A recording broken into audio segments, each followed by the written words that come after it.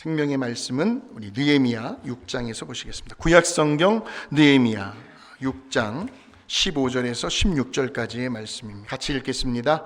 성경 역사가 52일 만인 엘룰 월 25일에 끝나매 우리의 모든 대적과 주위에 있는 이방 족속들이 이를 듣고 다 두려워하여 크게 낙담하였으니 그들이 우리 하나님께서 이 역사를 이루신 것을 알미니라. 아멘. 오늘 본문의 말씀을 보시게 되면 정말 이건 도저히 사람의 힘으로는 이룰 수 없는 일입니다. 인간의 어떤 지혜와 방법을 가지고도 도저히 해낼 수 없는 기적 같은 일이 우리 하나님께서 어떤 사람이냐면요, 하나님의 마음을 가진 사람을 통해서 그 일을 성취해 내십니다. 놀라워요. 그래서 오늘 말씀의 제목을 이렇게 정했어요. 하나님의 마음을 가진 사람이라고요. 오늘 저와 여러분들이 그러한 주인공들이 되시기를 주님의 이름으로 축원합니다. 우리 하나님의 마음은 어떤 마음이실까요? 자, 성경에 보시면 오늘 저와 여러분을 향한 우리 하나님의 마음, 우리 하나님의 생각이 제일 선명하게 잘 나타나 있는 곳이 있습니다. 우리 예레미야 29장 11절의 말씀을 한번 보겠습니다. 시작. 여호와의 말씀이니라.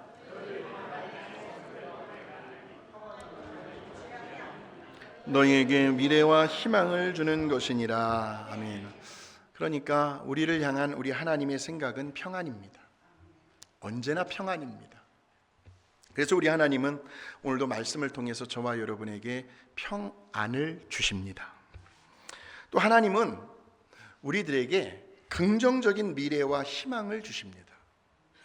앞으로 잘할 것이다, 앞으로 잘 될 것이다고 하는 그러한 소망과 용기를 심어 주십니다.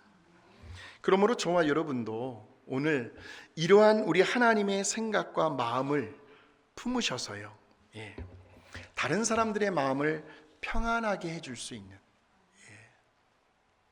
또 그래서 지쳐있고 낙심해 있는 사람들에게 걱정하지 말라고, 시간이 지나면 다 잘 해결될 거라고, 또 하나님이 함께 하시니까 반드시 어떤 길이 있을 거라고, 그러니 용기를 잃지 말라고, 절대로 포기하지 말라고, 또 하나님이 도와주시면 더 이상 문제될 것이 뭐가 있겠느냐고, 그러니 우리 끝까지 믿음 잃어버리지 말고 오직 하나님만을 바라보며 함께 기도해 보자고.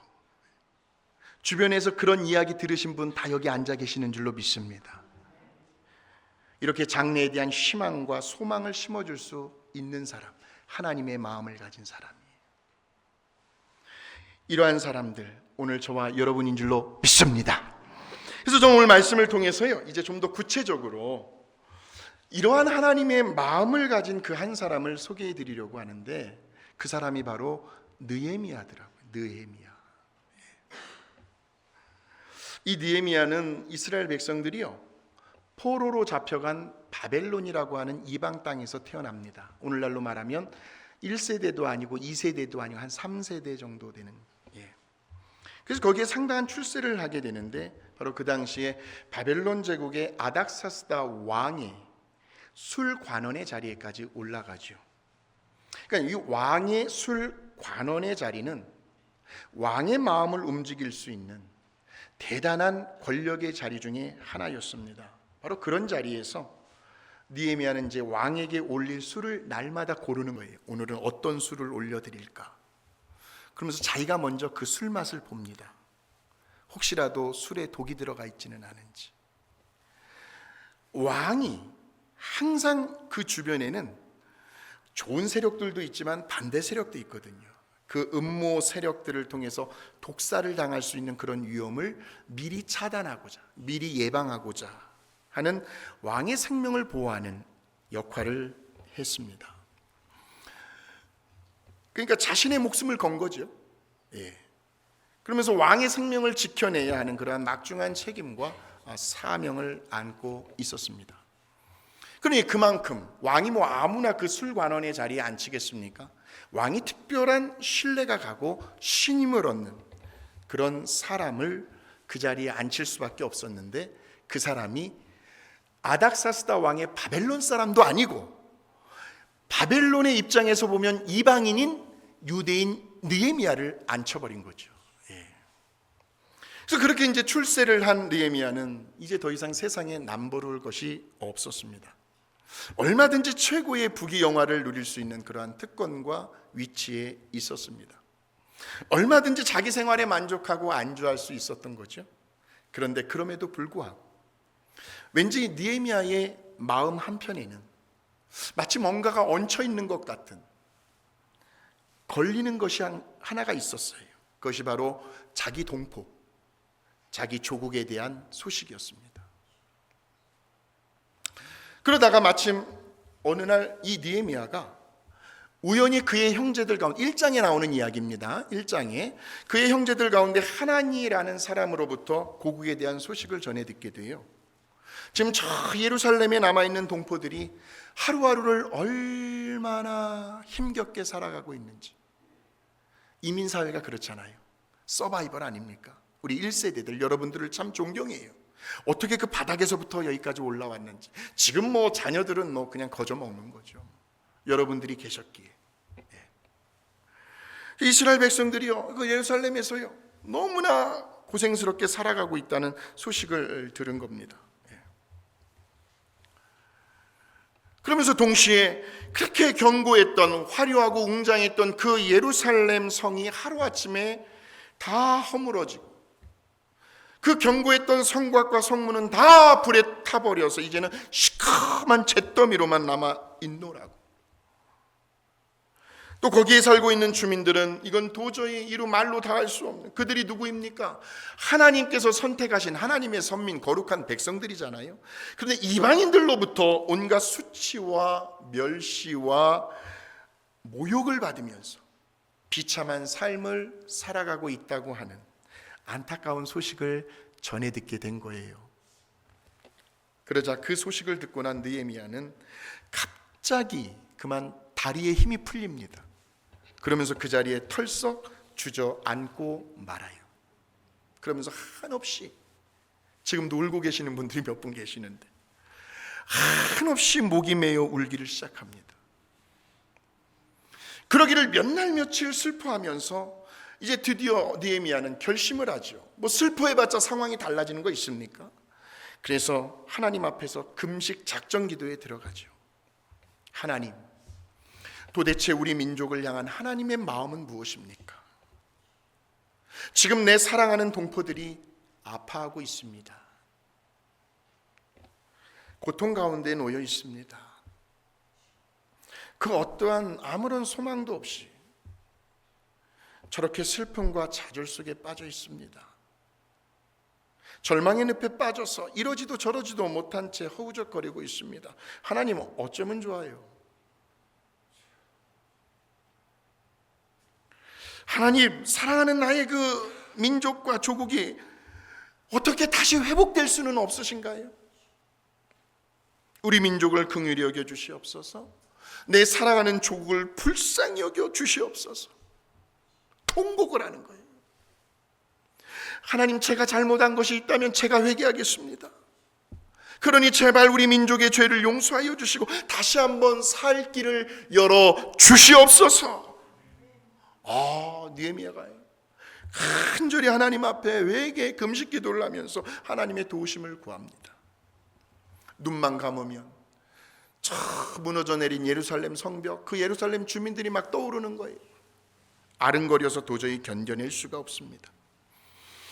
그러니까 지금 저 예루살렘 성벽이 무너졌다는 건 뭘 상징하냐면요, 이미 국경이 사라져 버렸다는 거죠. 성벽이 무너졌으니까요. 그럼 어떤 영향을 받게 될까요? 저 이방 그 우상 숭배하는 그 문화, 그 죄악된 그 관습들, 여러 가지들이 이제 아마 모르게 이제 동화가 될 거란 말이에요. 섞여서 들어올 거라는 거예요. 또한 성벽이 없어졌기 때문에 이제 그들을 보호해 줄 만한 장치가 없습니다. 외적들의 침입이라든지 강도대의 습격을 받을 수도 있습니다. 그러니 당연히 동포들의 안전이 위협을 받을 수밖에 없는 상황입니다.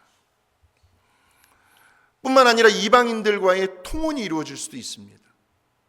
분명 하나님은 이방인들하고는 절대로 결혼하지 말라고 말씀하셨거든요. 아주 엄포해 놓으셨는데, 그러니 우리 하나님께서 선택하신 민족, 그 하나님의 거룩하신 백성으로서 이것 자칫 잘못하다가는 그들의 자존감과 정체성이 흔들릴 수 있는 위기에 처한 겁니다. 오직 유일신은 우리 하나님 한 분밖에 없다고 하는 그들의 신앙의 그 순수성을 지켜나갈 수 없는 상황이 되어버린 거죠. 그러니 그러한 모습을 지금 상상하고 있는, 그걸 놓고 기도하고 있는 예레미야의 심정이 어떠하겠습니까? 지금이라도 당장 달려가고 싶은 거예요. 고국으로. 그 무너진 예루살렘 성벽을 재건하고 싶은 생각이 간절했을 겁니다. 근데 우리 하나님은 외모를 보시는 것이 아니라 무엇을 보신다고요? 중심, 마음. 그 느헤미야의 절박하면서도 간절했던 그 마음을 하나님께서 읽으셨는지 어느 날이요, 이 느헤미야가 그날도 여느 때와 다름없이 왕궁에 이제 들어가서 출근 도장을 찍고요, 이제 왕 앞에 나아가 술잔을 이렇게 올리려고 하는데, 그런데 왠지 그날따라 왕의 눈에 비추어진 느헤미야의 얼굴빛이 안색이 너무나 좋지 않은 겁니다. 매일 보는 얼굴인데, 왜 우리들이요, 사람들의 얼굴 표정을 보면요, 지금 그 사람의 그 속마음 심정이 어떠한지를 대충은 짐작할 수 있죠. 그래서 왕이요, 걱정이라도 되는 듯이 느헤미야에게 묻습니다. 느헤미야야, 너 오늘따라 안색이 매우 안 좋아 보이는구나. 무슨 일 있었니 어제? 평상시에 지병도 없는 네가 왜 그렇게 오늘따라 수심이 어두워 보이니? 아닙니다 왕이시여, 괜찮습니다. 아니긴 뭐가 아니란 말이냐. 괜찮으니까 어디 한번 솔직하게 속에 있는 거 다 털어놓아 보아라. 분명 네 마음속에 뭔가 근심이 있는 게 분명하다. 여러분, 사람의 감정은요, 거의 대부분이 얼굴 표정으로 나타나게 되어 있는데, 가만 보니까 이거 계속 숨기고 있다가는 자칫 잘못하면 왕에게 오해를 받을 수 있는 지금 그런 상황에 처하게 된 거예요. 느헤미야가 생각을 하니까. 그도 그럴 것이요, 술잔을 올리다 말고요, 뭔가 얼굴에 수심이 있다는 것은 상황이 좋지 않다는 거거든요. 왕의 생명과도 매우 직결된 일이었기 때문에 왕의 입장에서는 그래? 아무 일도 없어? 그렇게 쉽게 넘어갈 문제는 아니었다는 거죠. 그러자 느헤미야가 아주 조심스럽게 그제서야 느헤미야의 속내를 털어놓습니다. 왕이 오해를 하지 않도록.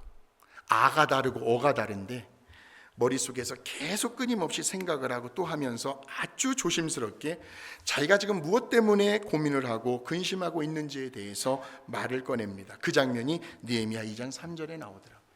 같이 한번 읽어보겠습니다. 시작. 왕께 대답하되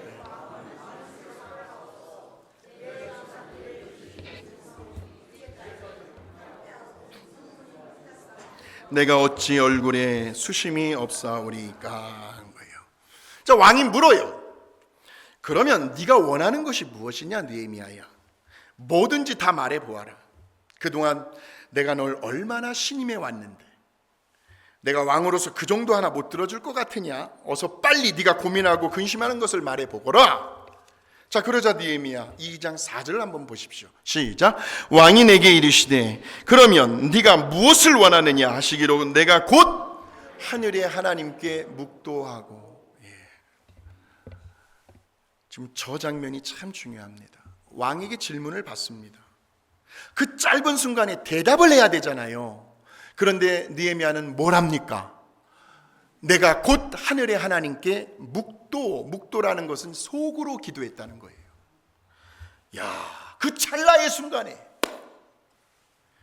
우리 하나님께 기도했다는 것은요, 느헤미야가 우리 하나님의 그 마음을, 우리 하나님의 그 의중을 도대체 하나님께서 어떻게 생각하고 계시는지를 느헤미야는 알고 싶었던 겁니다. 다시 말하면 느헤미야는 그 짧은 순간에도요, 그 왕의 마음을 움직일 수 있는 것은, 자 보세요. 지금 왕이 느헤미야를 긍휼히 여기고 있어요. 느헤미야가 원하는 것을 뭐든지 다 들어주고 싶어 해요, 왕은. 그런데 사람의 마음은 변할 수 있어요. 자기가 해놓고도 어떻게 해요? 자기가 불리해지면 뒤집어 엎어버려요. 아니에요? 자, 느헤미야가 참 놀라운 건요, 왕의 마음을 움직일 수 있는 것은 어떤 자신의 생각과 자신의 유창한 언변, 또 자기를 긍휼히 여기는 그 왕의 그것을 이용해서 왕의 마음을 움직이려고 했던 것이 아니라 오직 우리 하나님께서 그 왕의 마음을 끝까지 감동해 주셔야만 앞으로 되어질 그 모든 일들이 순조롭게 잘 진행될 것이다 라는 것을 알고 있었던 거죠. 그 장면이 바로 저 장면이에요. 저기에서 이것을 깨달았습니다. 그렇구나. 사람의 마음을 움직일 수 있는 힘은 바로 어디에서 나온다? 기도에서 나온다는 거예요. 기도에서 나온다. 자녀들의 마음을 움직이고 싶으십니까? 그 어떤 사람의 마음에 감동을 주고 그 사람의 마음을 움직이고 싶으십니까? 그러면 우리는 하나님께 먼저 기도를 해야 합니다. 저와 여러분이 누군가를 위해 기도를 하게 되면 우리 하나님께서 그 사람의 마음을 움직이실 거다라는 거죠. 그래서 이제 느헤미야는 어떻게 해서라도 하루라도 빨리 그 무너진 예루살렘 성벽을 다시 재건하고 싶었어요. 슬픔과 좌절과 절망과 고통 가운데 빠져 있는 그 동포들에게 장래에 대한, 미래에 대한 희망을 심어주고 싶었습니다. 분명 지금도 살아 역사하시는 만군의 여호와 하나님께서 반드시 우리 민족을 다시 회복시켜 주실 것이라고 하는 그러한 꿈과 비전을 심어주고 싶었던 겁니다. 이것이 바로 이스라엘 백성들을 향한 우리 하나님의 마음이었고요, 그 하나님의 마음을 이어받은 느헤미야의 간절한 염원이었다는 겁니다. 그래서 이제 느헤미야는 드디어 왕의 허락을 받아내는데요, 보세요. 느헤미야 2장 8절에 보니까 왕의 살림 감독 아삽에게 조서를 내리세요. 그러니까 왕이 지금 편지를 쓰는 거예요. 왕의 편지 한 통이면 이제 느헤미야가 가는 그 길이 다 형통하게 된다는 거예요. 그 성전에 속한 영문의 문과 성곽과 내가 들어갈 집을 위하여 들보로 쓸 제목을 내게 주게 하옵소서 하매, 느헤미야가 이제 왕에게 부탁을 한 거죠. 그러면서 그 다음 문장이 참 중요합니다. 아까 그 찰나의 순간에 하나님께 묵도했던, 속으로 기도했던 응답이 나타나는데, 내 하나님의 선한 손이 나를 도우심으로 왕이 어떻게 했다는 거예요? 허락을 했다는 거죠. 기도하니까 하나님의 그 선한 손이 그 아닥사스다 왕의 마음을 움직여서 느헤미야를 도우심으로 왕이 허락을 합니다. 왕의 마음을 움직여 주신 거죠. 그래서 이제 허락을 받아내었어요. 그리고 이제 무거운 발걸음으로 저 예루살렘까지 가는 그 길이 무려 6개월에 걸쳐서 예루살렘에 도착을 합니다. 그런데 그렇게 도착을 하고 나서도 느헤미야는 섣불리 행동을 하지 않습니다. 한번 느헤미야를 잘 읽어보십시오. 무려 사흘 동안 하나님 앞에서 잠잠하게 기다립니다. 기다려요. 하나님의 지시가 내릴 때까지. 하나님께서 느헤미야의 마음에 어떤 강한 감동을 주실 때까지 묵묵히 기다립니다. 그리고는 이제 때가 되었다 싶었는지 하나님께서 느헤미야의 마음에 누구누구를 선별해야 되겠다 해가지고 그 몇 사람과 함께 그 처참하게 불에 타버린 성문들과 무너져 내린 성벽들을 둘러봅니다. 먼저 가서 둘러봐요. 사전 답사를 한 거예요. 그런 다음에 이제 제사장들과 방백들과 귀인들을 불러 모아서 이렇게 말을 합니다. 한번 들어보십시오. 제가 잘 설명을 해드릴게요. 사랑하는 동포들이요, 지금 여러분들도 우리 민족이 당한 이 고통을 너무나도 뼈저리게 느끼고 있을 겁니다. 보시다시피 이 예루살렘 성은 이미 황폐해졌고 성문은 불에 다 타버렸습니다. 그러니 이제부터는 우리가 힘을 모아야 할 때입니다.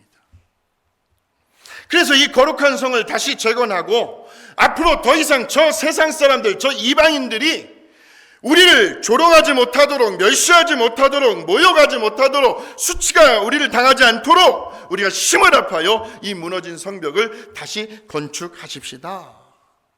그랬더니요, 그 말을 듣던 거기에 있던 사람들이요, 딴지를 거는 사람들이 한 사람도 없어요. 그걸 가지고 왜 저렇게 하느냐, 왜 그렇게 하느냐, 그런 사람들이 하나도 없이 알겠소, 그렇게 하십시다, 우리가 일어나서 이 성을 다시 재건하겠소. 그렇게 느헤미야와 한마음 한뜻이 되어버린 거예요. 그래서 예루살렘 성벽 재건 공사가 시작이 되었고요. 그런데 하나님이 역시 함께하고 하나님이 역사하시니까 그 성벽이 무려 며칠 만에요? 52일 만에. 그 길이가 3,000m나 되는 그 어마어마한 성벽이 다시 세워지더라는 거죠.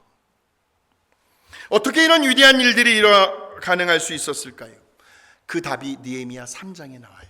나중에 한번 읽어보십시오. 거기에 보시면 대사장 엘리야십과 그의 형제 제사장들을 비롯해서 무려 42개의 소그룹들이 나오는데, 어떤 것은 길고 어떤 것은 짧게 편성을 하고 각자 그들의 능력에 맞게 성벽의 일부분을 분담을 하게 합니다. 물론 거기에는 그 구성원들은 남녀노소, 빈부귀천, 너나 나나 할 것 없이요, 모두가 다 한마음 한뜻이 되어가지고 그 무너진 성벽을 건축하는 데 함께 동참을 합니다. 그러니까 이처럼 우리 하나님의 마음을 가진 사람은요, 다시 말하면 서로의 마음을 평안하게 해주고 또 다른 사람들에게 용기와 기운을 복도하다 주고요,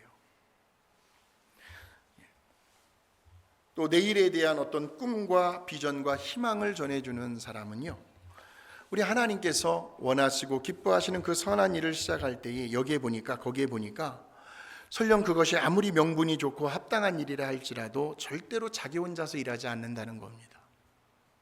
이것이 하나님의 마음을 가진 사람. 그러니까 우리 하나님의 마음을 가진 사람은 언제나 이 함께라는 것을 강조하더라고요. 함께. 서로를 강조합니다. 즉 서로 함께 지혜를 모으고요, 서로 함께 힘을 모아가지고요. 제가 담임 목사라도요, 이거 합시다, 이거 좀 해주세요, 선포하고 그렇게 강요할 수가 없는 거예요. 각 분야에서 전문가적인 지식을 가지고 그 사람들의 의견을 수렴하고 취합해서 그걸 가지고 오랫동안 기도하고 마음이 서로 뜻과 마음이 하나가 되었을 때 추진하는 거죠. 다 어깨에 힘을 주고요, 이거 하십시오, 저거 하십시오. 그런 것이 하나님의 일이 아니라는 거죠. 그러면서 한 사람이라도 뒤처지는 사람이 없이 때로는 기다려줍니다. 그렇게 함께 일을 이루어 나가는 거죠. 그리고 그 일이 다 끝난 후에도요, 내가 라는 말을 강조하기보다는요, 언제나 우리라는 말을 강조합니다. 우리 모두가 함께 이 놀라운 일들을, 이 위대한 일들을 해내었습니다. 그러면서 축제의 분위기 속에서 함께 기뻐하는 거죠. 그러면서 정말 좀 더 성숙한 리더라면 그는 이렇게 한마디를 덧붙일 겁니다. 우리 하나님께서 여러분 한 분 한 분을 통하여 이런 놀랍고도 위대한 영광스러운 일들을 이루셨습니다. 이 모든 결과에 대한 영광을 우리 하나님께 먼저 올려 드리십시다. 그리고 그 영광을 여러분들에게도 돌리고 싶습니다.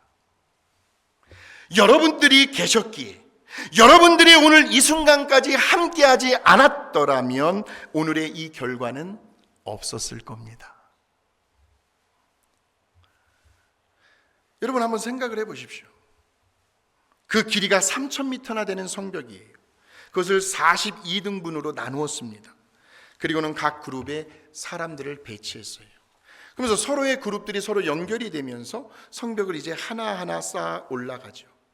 자, 그런데 만일 어느 한 그룹이라도 뒤처지게 되면 그 성벽을 견고하게 쌓아 올릴 수가 없습니다. 그래서 함께 동시에 올라가야 합니다. 어디는 이렇게 올라갔는데 어디는 뒤처지고 있다면 이 올라간 그룹이 기다려줘야 돼요. 올라올 때까지. 그래서 함께 동시에 같이 올라가야 합니다. 또 거기에는 어떠한 시기와 질투와 경쟁심도 있을 수가 없습니다. 저기는 저렇게 잘하네. 우리는 뭐야? 비교의식을 갖지 않습니다. 게으름을 피울 수도 없습니다. 남들은 열심히 땀 흘려 저 그룹은 일하고 있는데 우리 그룹은 꾀를 부려요? 그럼 그 견고한 성벽이 올라갈 수가 없는 거죠. 다른 사람에게 책임을 전가시킬 수도 없습니다. 한가하게 부정적인 생각을 할 여유도 없습니다. 그렇게들 서로가 일들을 하니까 그곳에 엄청난 시너지 효과가 생겨난 거예요. 서로 격려해 주고요. 좀 나이 드신 분들이 좀 힘들어 하시면 젊은 사람들이 기다려주는 거죠. 그렇게 서로의 부족한 부분들을 서로가 도와주고 또 채워주고 또 서로의 좋은 점들을 칭찬해 주면서요. 사람의 본성은요, 남들의 좋은 점은 잘 보이질 않아요. 나쁜 점은 기가 막히게 보여요. 그걸 가지고 물어 늘고지는 것이 사람의 본성이거든요. 서로의 좋은 점들을 칭찬해 줘, 서로 으쌰으쌰 이렇게 하면서. 그러니까 피곤함을 모르는 거죠. 재밌는 거예요. 오히려 지칠 줄 모르고 오히려 기쁜 거예요.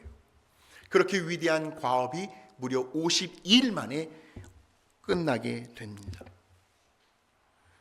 오늘 말씀을 정리하겠습니다. 오늘 기도의 사람, 하나님의 마음을 가진 사람 느헤미야에 대해서 우리가 말씀을 살펴보았습니다. 하나님의 마음을 가진 사람은 어떤 사람인가? 첫째는 우리 하나님의 마음을 가진 사람은요, 자신의 편안함과 자신의 유익만을 생각하지 않습니다. 또 거기에 안주해 있지 않습니다. 둘째는 하나님의 마음을 가진 사람은 언제나 다른 사람들의 형편과 처지를 배려하며 관심을 갖습니다. 셋째는 하나님의 마음을 가진 사람은 매 순간순간마다 하나님의 의중을 묻습니다. 그리고 하나님께 기도를 합니다. 넷째로 하나님의 마음을 가진 사람은 언제나 상대방의 마음을 평안하게 해주고요. 언제나 그 사람 옆에 있으면 마음이 평안해져요. 그러면 사람들이 가까이 달라붙어요. 그러면서 그의 장래, 그의 앞으로의 꿈과 희망을 심어줍니다. 다섯째, 하나님의 마음을 가진 사람은 서로 이 함께라고 하는, 우리라고 하는 그러한 지체의식을 가지고 일을 해나가면서 그 성취된 결과와 열매에 대해서도 함께 기뻐하며 하나님께 영광을 올려드립니다. 우리 모두가 이러한 하나님의 마음을 가진 사람들이 되셨으면 좋겠습니다. 그래서 우리 주변을 이제 한번 돌아보십시오. 수없이 무너져 내린 수많은 성벽들을 한번 살펴보십시오. 무너져 내리고 있는 건강이 있습니다. 점점 무너져 내리고 있는 내 신앙과 믿음, 하나님을 만났던 그 첫사랑의 기쁨과 감격, 하나님의 거룩한 그 사업을 위한 거룩한 열정들, 이게 자꾸 좀 불타올라야 되는데 자꾸 점점 식어지고 있지는 않은가? 무너져 내린 우리의 가정의 화목과 행복을 위해서, 무너져 내린 내 일터와 또 비즈니스, 무너져 내린 내 인간관계들, 무너져 내린 사회의 정의요. 심각하더라고요, 사회. 무너져 내린 우리 교회의 부흥, 수많은 교회들의 부흥, 요즘 부흥이 잘 안 되고 있어요. 이러한 성벽들을 다시 바로 재건해 나가는 그러한 회복의 역사가 오늘 저와 여러분을 통해서 우리 빅토밸리 감사한인교회를 통해서 다시 한번 기적 같은 일들이 일어나게 되시기를 주의 이름으로 축원합니다.